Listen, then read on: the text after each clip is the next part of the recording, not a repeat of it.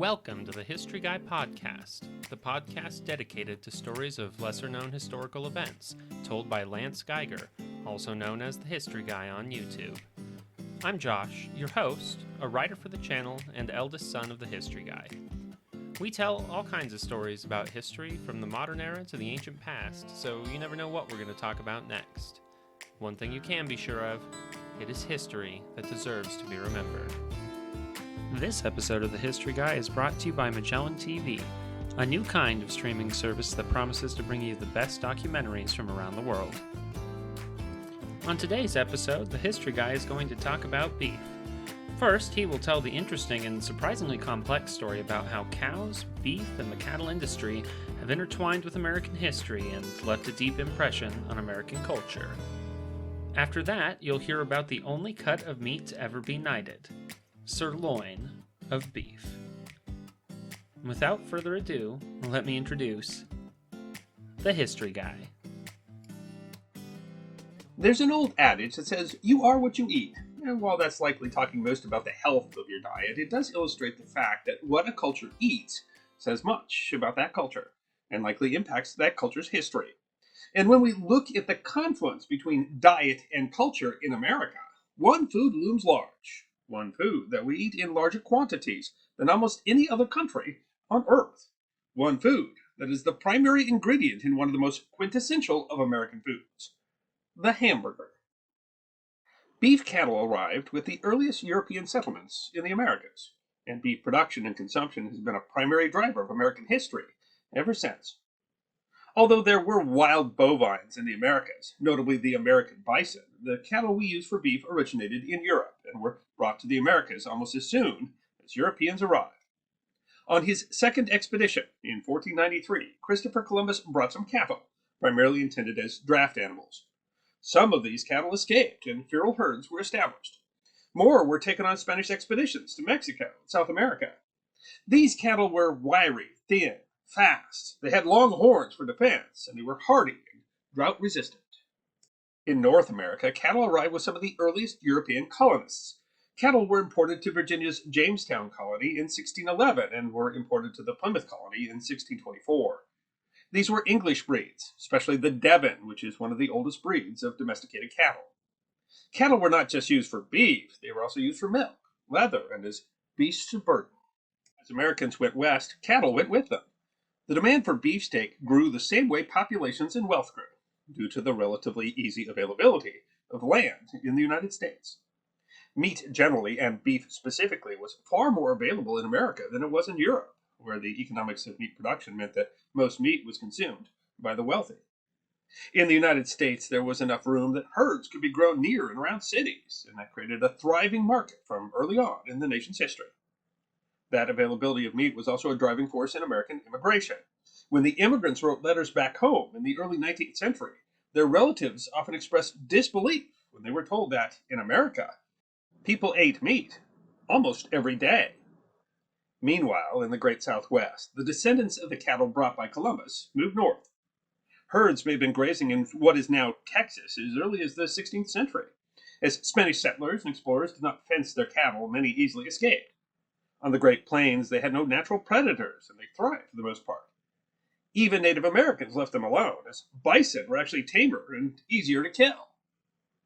European settlers brought European breeds to Texas in the 1820s, and those interbred with the wild Spanish cattle created the distinct breed called the Longhorn. Mexicans had adopted the Spanish tradition of herding cattle on horseback, and that method was adopted by European settlers. After the Texas Revolution in 1836, many Mexican cattle ranchers left, leaving the cattle behind. European settlers took over the herds. As there was no method for refrigeration, those herds were raised for their leather and tallow, largely used in the making of soap, but not generally for meat. Still, ranching was a profitable business, and by 1855 there were 10 head of cattle in Texas, for each person. The U.S. Civil War changed the beef industry in the United States. Previously, beef in the U.S. came from a local butcher who was butchering fresh meat. While packing plants had been producing tinned meat preserved in brine in the United States since the 17th century, the demand wasn't particularly high because fresh meat was usually available. But the huge number of troops involved in the U.S. Civil War led to a great demand for tinned meat to feed those troops. and that demand was central in establishing the cattle feeding industry on the Great Plains in places like Nebraska. But the war had the opposite effect in Texas. When the Union cut off the Mississippi River in 1863, the Confederacy had no access to the Texas herds. Moreover, much of the population that tended the cattle in Texas had left to fight the war. Untended, the herds grew.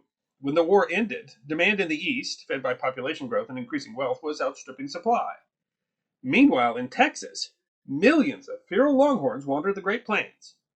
Clearly, there was a great deal of money to be made for anyone who could bring those cattle to market. Thus began the era of the cattle drive. But there was a problem. Farmers in Kansas and Missouri didn't like the Texas cattle, which damaged their farms.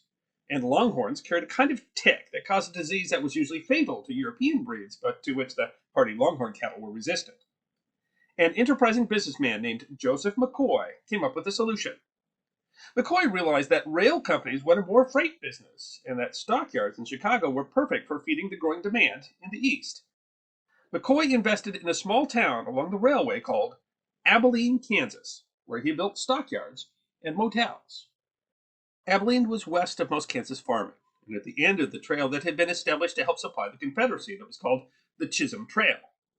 Ranchers in Texas could drive huge herds of cattle up the Chisholm Trail to Abilene, where the cattle would be taken by rail to Chicago, slaughtered and shipped in refrigerated cars to eastern markets. Cow towns gained reputation as raucous places where cowboys who had been riding for months spent their pay on liquor and prostitutes.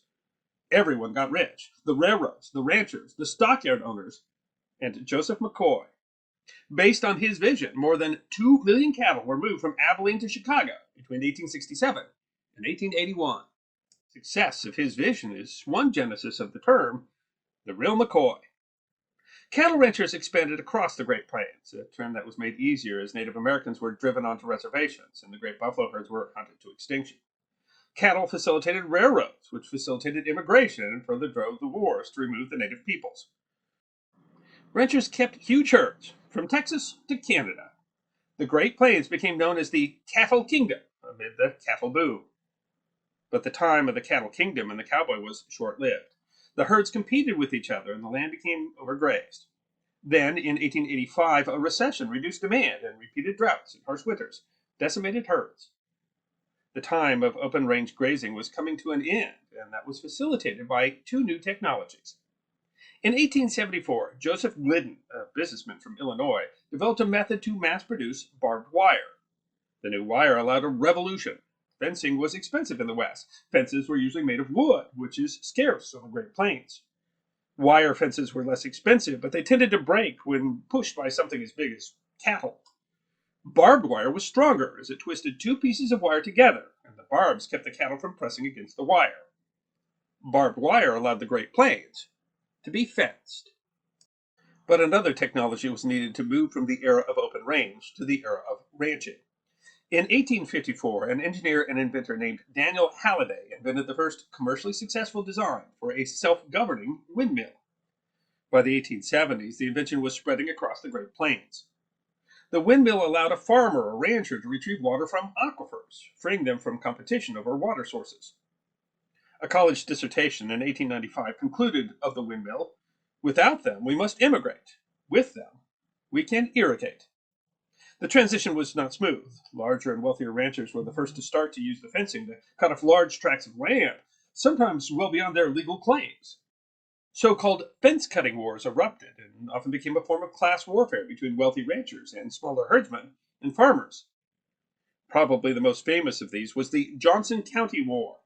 Fought in Wyoming between 1889 and 1893, nearly 40 people were killed in the conflict between large ranchers and smaller settlers over range and water rights, and the Army was sent to intervene. Eventually, the rangeland was regulated with laws that governed the use of public lands. Cattle ranching moved largely to fenced ranches, rather than the open range. In 1906, Upton Sinclair wrote the book The Jungle, revealing abhorrent conditions in the U.S. meatpacking industry. While he was trying to address working conditions, the public was most revolted by the description of the sanitary conditions. The book resulted in the creation of many U.S. consumer protection laws and a Federal Meat Inspection Act to ensure that meat and meat products were slaughtered and processed under sanitary conditions. Demand for better quality meat led the U.S. Department of Agriculture to start grading meat in 1926. By the 1980s, over 90% of beef sold in the U.S. was graded. But the grading system favors well-marbled meats, meaning grain-fed. So today, most meat is raised on ranches, but finished in feed yards, which fatten the cattle on grain. The great ranches largely disappeared, as the ranchers now centered on breeding alone. The shift to feed yards also changed the way that meat was packaged. Instead of shipping live cattle in trains to stockyards in Chicago to be slaughtered, packing houses were built next to the large feedlots where the cattle were being raised. Now, cattle were being slaughtered right next to the place where they were being grown, and only the frozen cuts needed to be shipped. The meat changed too as the demand for better quality beef and ranching practices changed. Scottish Aberdeen Angus cattle were first imported to the United States in 1873. They were found to intermix easily with Longhorns. The result was called a Black Angus, now the most popular beef cattle breed in America.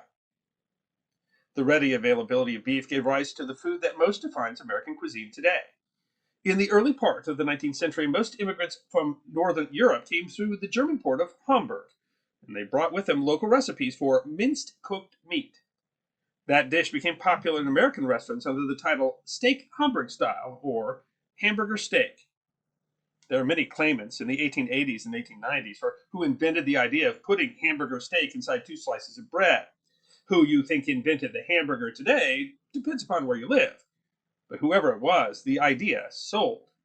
Americans eat an estimated 50 billion hamburgers each year, averaging more than 3 hamburgers a week for every man, woman, and child in the country. McDonald's alone sells an average of more than 1,500 burgers a minute.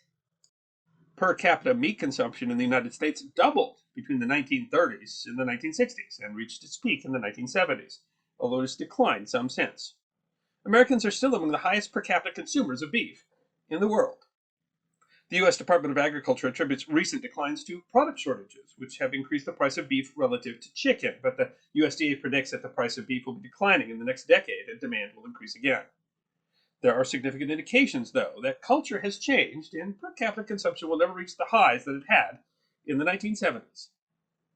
The beef industry is facing new challenges. For example, demand for hormone and antibiotic-free beef and new threats from ever-improving plant-based meat substitutes, which are becoming more popular.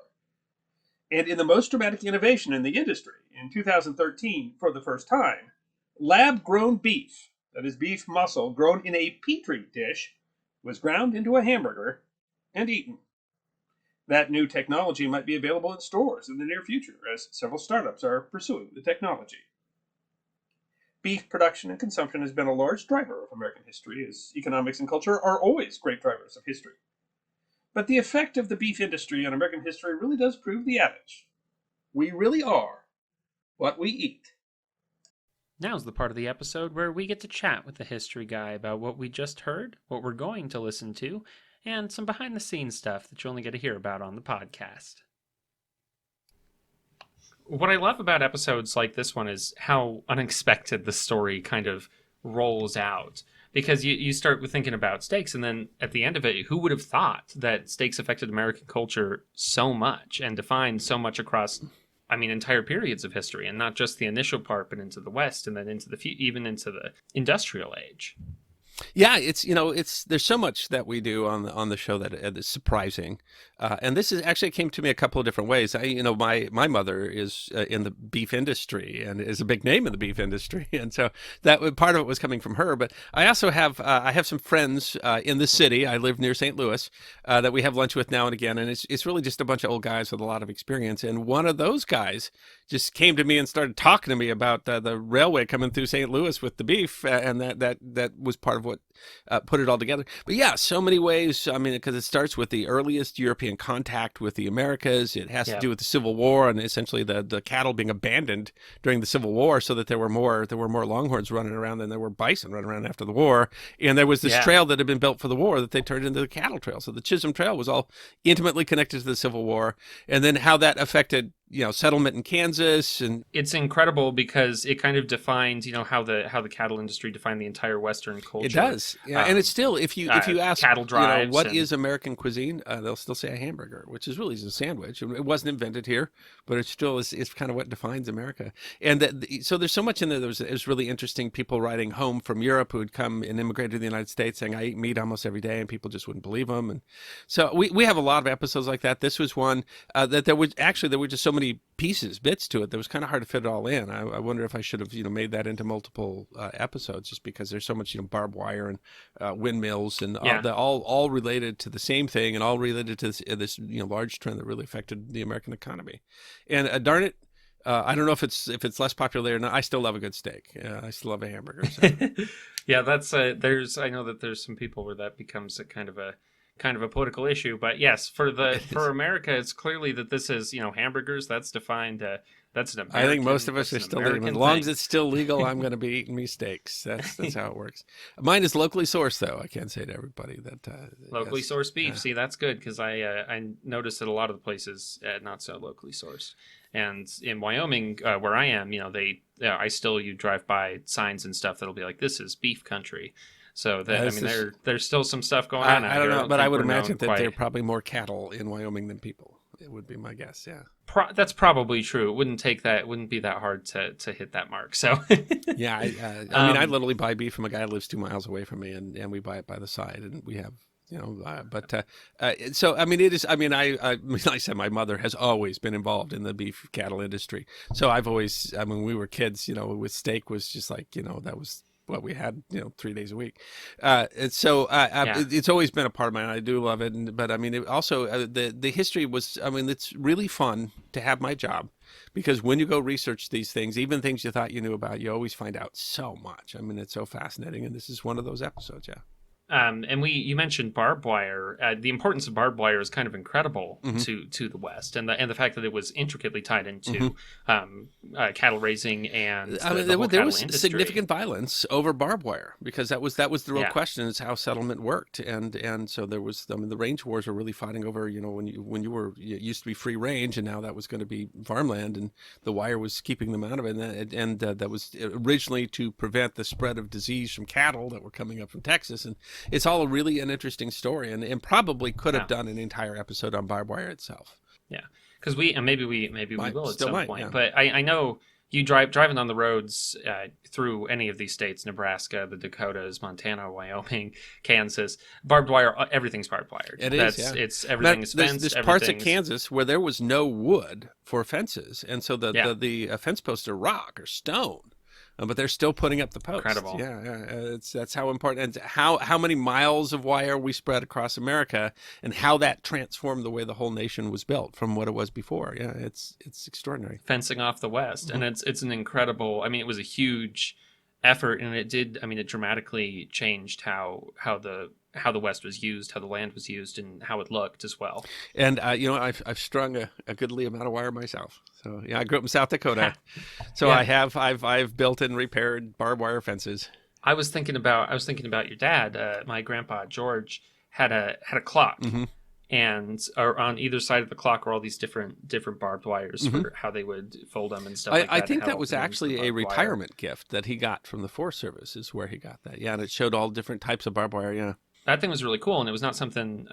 It's kind of interesting that there's a whole history to that. Is that barbed wire is not all the same, and it wasn't all folded and tied together the same, and it was used probably the manufacturing process, and it made a huge difference when they figured out the process actually that spun the wire with the hooks inside it, and made it much less expensive. And it's a very interesting story, and of course that's not a surprise if you go to the West, farmland or whatever. They're quite cognizant of the way that barbed wire changed things, but I don't think it's really understood how that all is connected. How it was the cattle drives that drove the need for that, and then now we raise cattle completely completely differently than we once did, and that's all. It's just very, very interesting history, and of course, it's such a significant part of what you eat is such a significant part of culture and who you are, and I think we can forget that. And so we have quite a lot of episodes on food, and it's surprising all the ways that it impacted society and culture and history, and it impacts wars, it impacts diseases, it impacts how continents grow. It's really very fascinating connection. Yeah. The one with cattle in America, it's incredible just how the how defined culture was by it, because we were, I mean, you mentioned in the episode where we're eating meat in the Americas, in the United States, because we have the space to grow it. Yeah. We have the space to take care of the cattle. Yeah, in Europe at the time, only the wealthy had enough room to leave land fallow enough to raise meat on it, and meat was something that common people ate fairly rarely. And so that was it's really interesting that they could come here and say, just outside of the biggest city in America, within a few miles, there's land.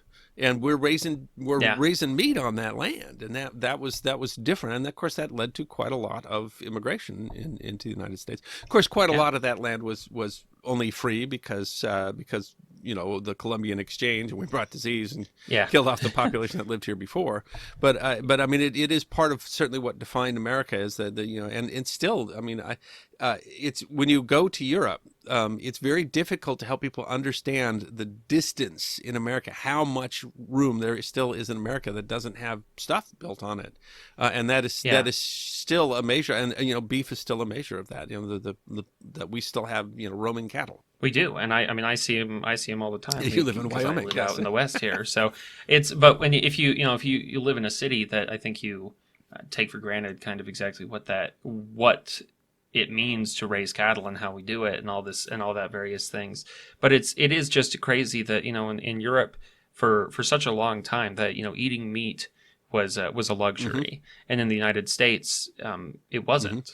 Asia too, and we talk about that a little bit in there too. I mean, meat was so rarely used that it means that it was, the whole relationship with it was different, and so it is something that we are not the top beef eating culture in the world, but it is still something that is so unique to the American experience and defines the American experience. And it's interesting now that there's such a strong dialogue over meat and global warming and veganism and all sorts of stuff. And I mean, we'll just see where it goes with the future too. I sure hope that we continue to be able to buy steaks through my lifespan. I'll let the next generation worry about it, but I'm going to miss it. Well, it's possible it's possible that how we eat meat and how we make meat will change significantly. We talk in the end about lab-grown beef, and that's not. I mean, there is a lot of fake protein beef out there now, but I mean, the idea is that this would be genetically beef that's grown in a lab, and it's really right now you think about that and like, ooh, I don't know, because they almost 3D print these steaks and they look like they're 3D printed. I'm like, but I mean, it's hard to say if that's are we going to be able to create something that is, I mean, literally the same. I don't know where the future's going to go, and it'll be interesting to see what a history guy 100 years from now says about today, and if they're still raising cattle then or not. That's what I think is interesting. Is this is history happening around us that we don't necessarily think about. But it also makes me wonder. In the West we have the problem with wild horses, and since we don't use horses for work anymore. The populations of wild horses in the West have both declined and exploded, depending. And usually it's because they live really well out here, but we don't have space for them. No one can take care of them. No one wants to take care of them. No one can afford to take care of them. So now we've got this issue with all these horses, and I wonder what happens. Cattle are one of the most numerous animals on this planet, and that's primarily because we eat them. Eat them. So what happens when we don't? And that's going to be an interesting part of history too. It is, yeah. And so this is one of those where talking about history makes you wonder for the future, and that's one of the reasons that we talk about history. So it is. It does end up tying to a lot of issues. Some of them hot button issues of the day. Of course, as always, the history guy. I'm not trying to make any statement about what we do with beef. I just want to say this is the role it's played in history, and that means when we look at however we're going to address it in the future, it's going to mean something about the future.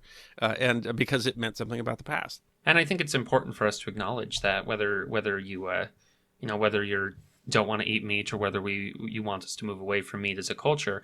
It's interesting. It's interesting to look back and say this is how it has impacted culture and history, because it was significant. We know it impacted who we were as a people in history. So if it changes, we know it's going to impact who we are in the future.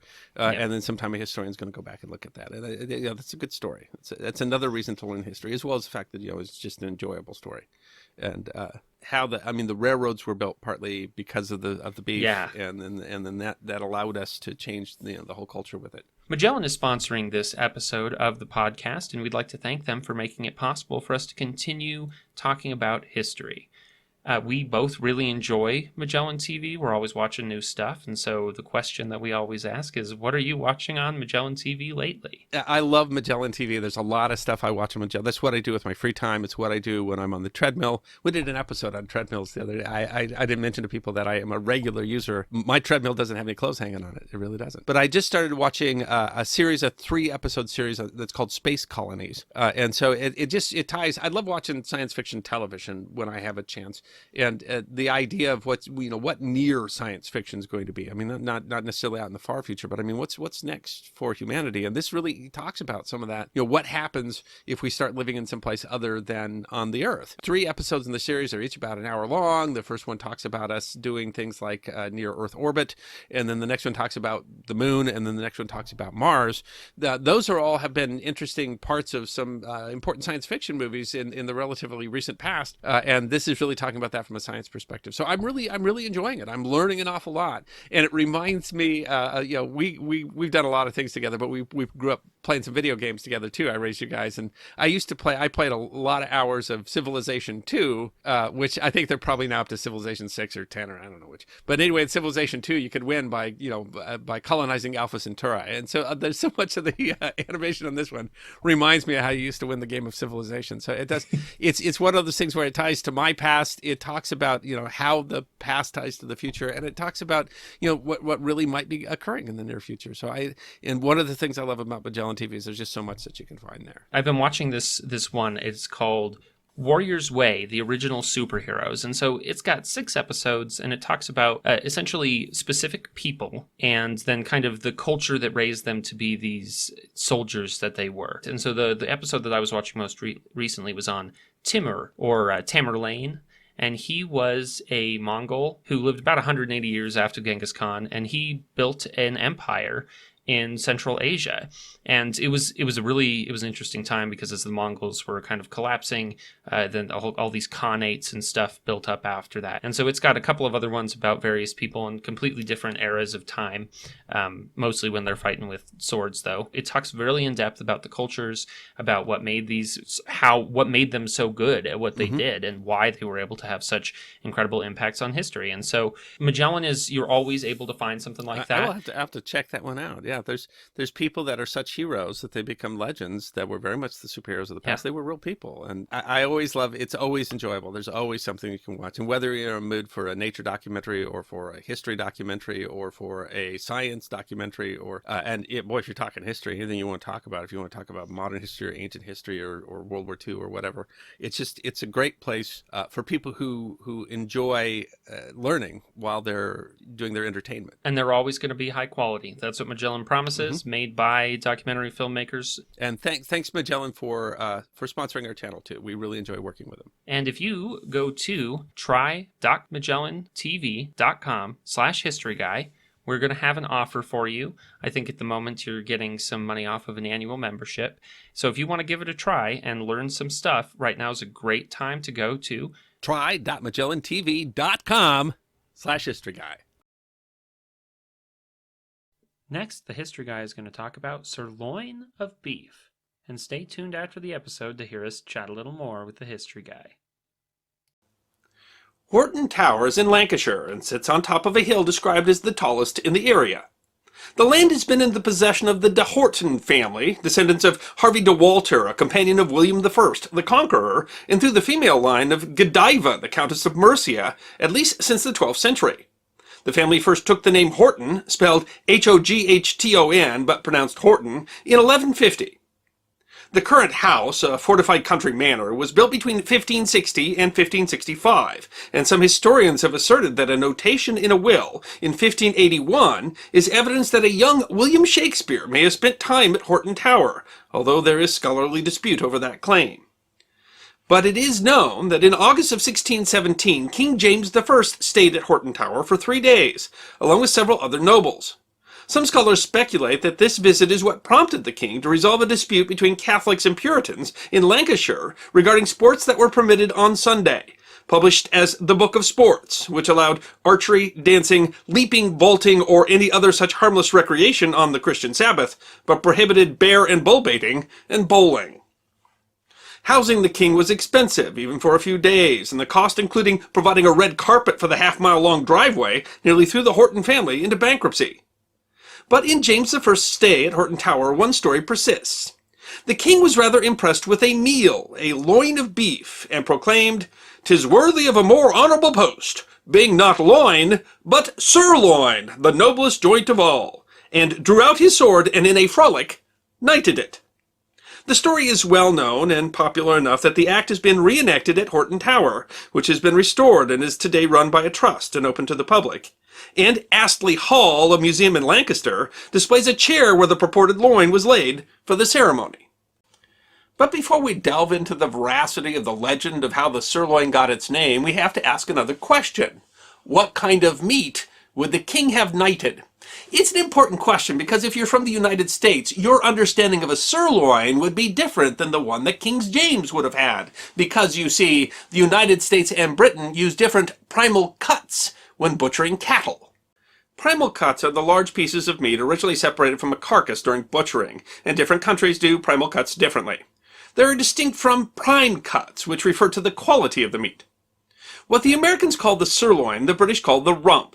So if James I was knighting a sirloin, it wouldn't have been the sirloin steak that you get in the U.S., but rather would have come from either the primal cut that Americans call the short loin, where you get the T-bones, porterhouses, and strip steaks, or farther forward in the cut the Americans called the rib.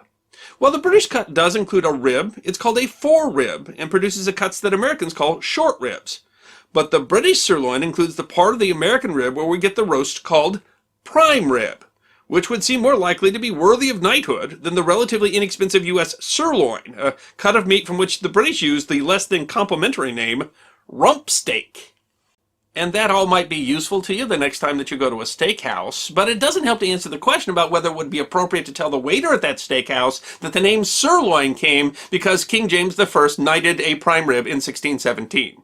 But before we can delve into the question of whether the name sirloin comes from a piece of meat being knighted, it's important to note that the story of King James I is not the only such story. Rather, the story has been told many times. In addition to James I, it has been attributed to Charles II, a fitting character as he was a jolly king popularly known as the Merry Monarch, and so the type who might knight a roast. But the story has also been attributed to Elizabeth I, who reigned 60 years before Charles, and who, according to a 19th century ballad, decreed, "While the Queen rules the realm, let sirloin rule the roast." And a church history of Britain, written in 1655, attributes the event to Elizabeth's father, Henry VIII, who was, it was said, fond of food.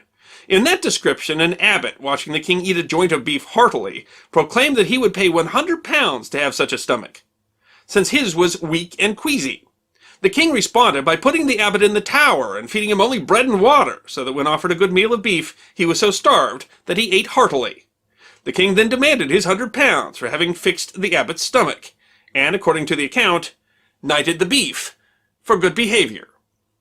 An even more quizzical account on the World Wide Web describes the knighting as having been done by King Henry XIII, which is why you shouldn't believe things you read on the World Wide Web.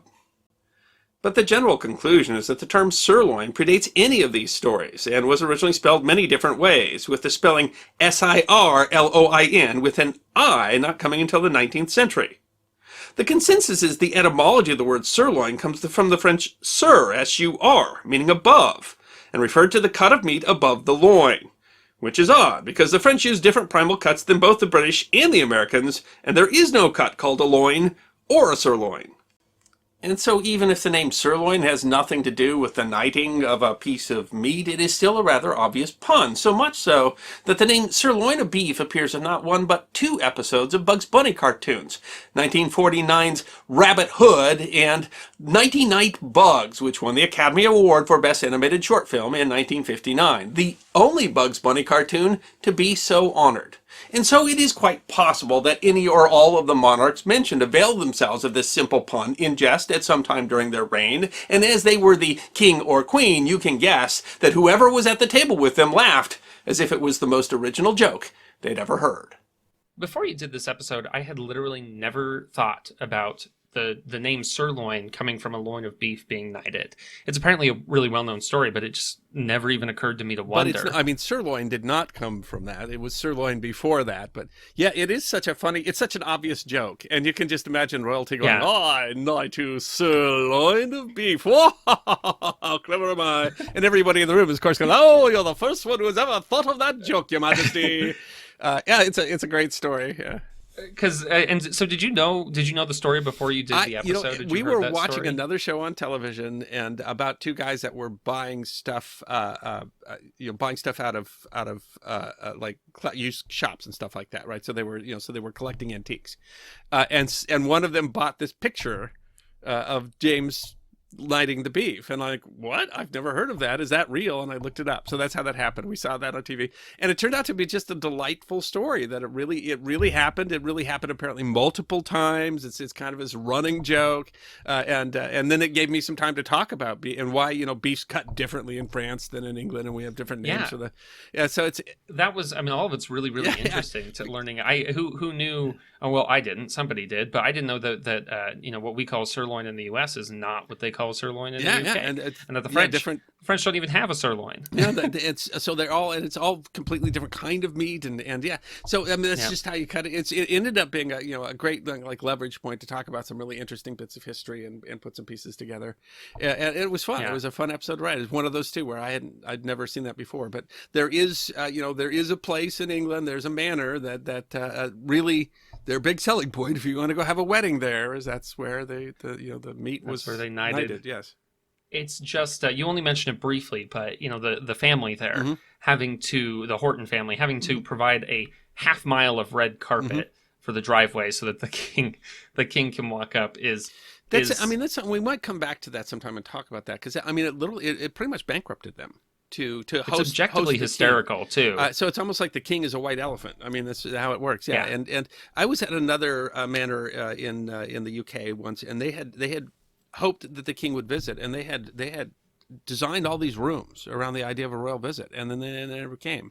So these bedrooms are still there waiting for the king, and so, probably not going to show up at this point. So I mean, that was it really shows how the aristocracy worked and what it was like, and they might show up and it could change everything. But the fact that they almost went bankrupt because they had to buy red carpet so that the king could walk on red carpet the whole distance. You have to wonder if the king was, if he had a grudge against him, right. So I mean, did he had to have had some idea, that what this meant to them to try to be hosting the king.